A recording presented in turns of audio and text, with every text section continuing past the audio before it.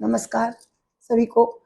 ज्योतिषविद जितने भी हैं, हम लोग आपस में सूर्य देव के बारे में, उनकी पावर, उनकी महत्ता के बारे में आज जानेंगे। और जो जगत जिसके द्वारा संचालित है और उस पर उनका क्या प्रभाव, क्या महत्ता है, उसके बारे में हम लोग थोड़ा बातें करेंगे। आप देखते हैं कि किसी भी काम को करने के पहले नवग्रहों की स्तुति होती है, और उन नवग्रह स्तुतियों में सबसे पहले सूर्य देव की स्तुति होती है। आपने सुना होगा या हम जानेंगे कि उनके बारे में कहा, जपा कुसुम संकाशम काष्पेयम महादुतिम तमोरिम पापहंतारम प्रणतो अस्मि दिवाकर। मतलब हमारे बाह्य अंदर जो भी अंधकार है, जिस कारण से है, वो सभी को दूर करने के लिए वो जगत के नियंता हमारे भगवान भास्कर सूर्य हैं, जो हमारे सब अंधकार को और पापों को दूर करते हैं। हम सौरमंडल में जिस जगह रहते हैं, वो उसका केंद्र जो है हमारे सूर्यदेव हैं, वो उनसे हम प्रकाशित होते हैं। जितने भी ग्रह नक्षत्र उपग्रह हैं, वो सभी सूर्यदेव से प्रकाशित होते हैं। तो उनका प्रभाव भी हमारे ऊपर, नक्षत्र ग्रह ताराओं का जो प्रभाव है, पावर है, सूर्यदेव की पावर से ही प्रभावित होकर के वो हमको भी ऊर्जा देते हैं। और हम उनके हिसाब से कोशिश करते हैं कि उनको ध्यान में रखते हुए, उनकी महत्ता को समझते हुए उनके बारे में जाने। क्योंकि वो सूर्य देव जो है एक पिता की तरह है। जगत जैसे घर का संचालन करने के लिए एक पिता अपने पूरे परिवार को संचालित करता है, अच्छे से उनके पालन पोषण और अच्छी तरह से व्यवस्था बनाए रखता है, वही स्थान यूनिवर्स में पावरफुल भगवान भास्कर का है। और उनके द्वारा ही हम इस जगत में जी पाते हैं, सांस ले पाते हैं, संचालित हो पाते हैं।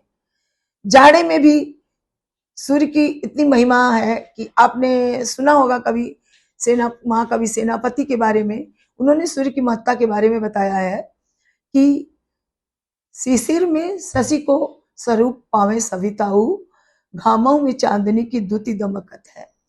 मतलब जाड़े में भी सूर्य की रोशनी शिशिर ऋतु की तरह से हमें आनंद प्रदान करती है। हमें उनके पास बैठने में, गर्मी में भी, धूप में भी मुझे अच्छा लगता है। वो हमारे कोशिकाओं को खोलते हैं। हमारे जैसे पौधा हो, उन पर सूर्य की किरणें पड़ती हैं तो पौधा खिल जाते हैं। मैं थोड़ी साधारण सी बात करती, घर में मैं कपड़ा धुलती हूँ हम लोग, और उसको अगर ठंडा ठंडा मिले, सूर्य की रोशनी कड़ाके की न मिले, तो कपड़े भी खिलते हुए दिखते हैं और पहनने में भी अच्छा लगता है। जाड़े तो सूर्य का प्रभाव इतना है। अब आप देख लीजिए, पराशर ऋषि से मैत्रेय जी ने एक बार पूछा था कि आप ये बताइए कि ज्योतिष तो जगत के कल्याण के लिए है, आप बताते हैं कि जगत के कल्याण के लिए ज्योतिष का आविर्भाव हुआ, और तो आप ये बताइए, पराशर जी से मैत्रेय जी ने पूछा, आप ये बताइए कि जगत की उत्पत्ति का कारण क्या है।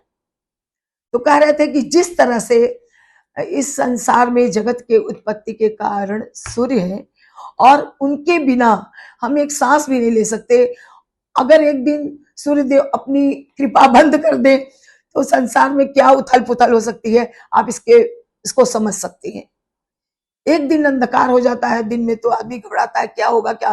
खैर ऐसी स्थिति तो ऐसा नहीं आया जो कि एकदम व्याकुलता, लेकिन कभी पूर्व समय में या कभी भी हुआ होगा, हम इस बात को नहीं जानते।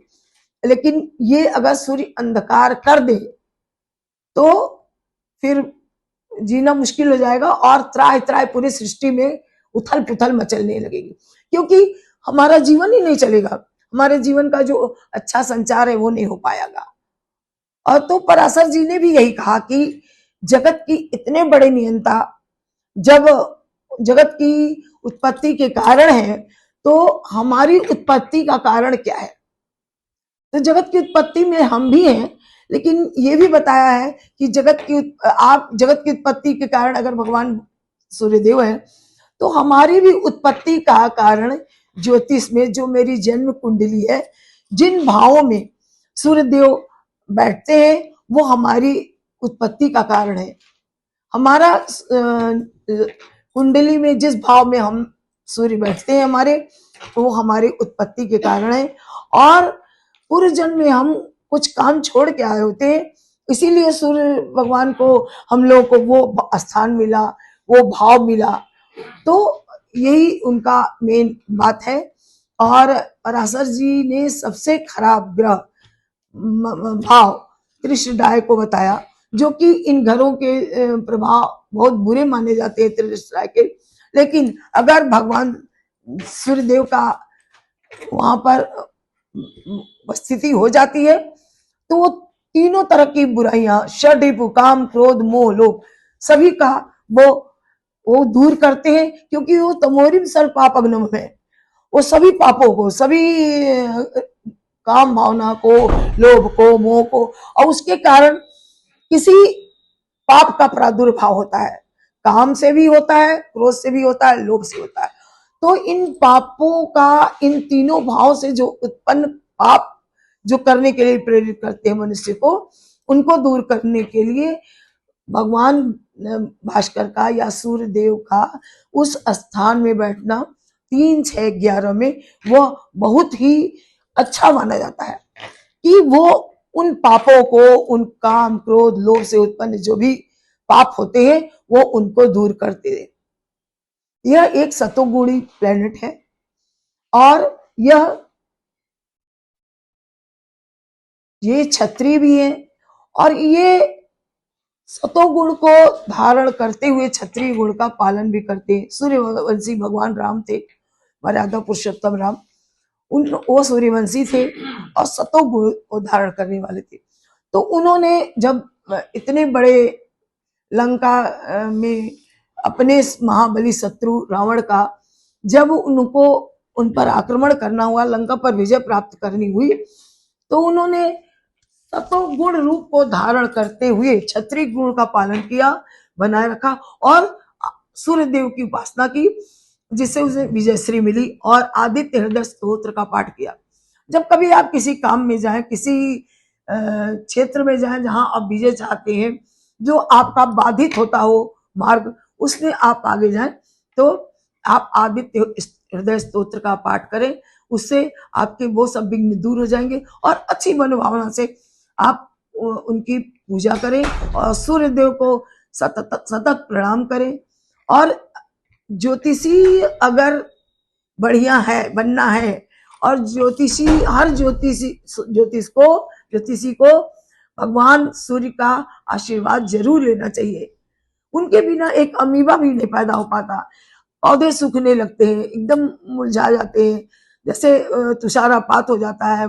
धूप में, गर्मी में भी वो, अगर उनको अच्छी तरह पालन पोषण हो तब भी वो सूर्य अपने प्रकाश से उनको जीवित रखते हैं। कि हर चीज की जरूरत है, पृथ्वी में हर चीज की जरूरत है, इसलिए वो सूर्य अपना योगदान देते हैं और हमको संचालित करने में उनका बहुत बड़ा योगदान है। इसलिए हम उनको प्रणाम करते हैं और ऐसा ही सभी से आशा है कि सभी उनको प्रणाम करिए और अपनी ज्योतिषीय विद्या को जागृत करिए और आगे बढ़ते जाइए, क्योंकि हर घर में ये सूर्यदेव जो है अपना एक अद्भुत काम करने के लिए आए हैं। ये नेम, फेम, यश, पिता, शौर्य सब कुछ देने वाले हैं, इसलिए इनको हमेशा अपने आभार उनके प्रति प्रकट करना चाहिए और उनका हमें आशीर्वाद लेना चाहिए। धन्यवाद।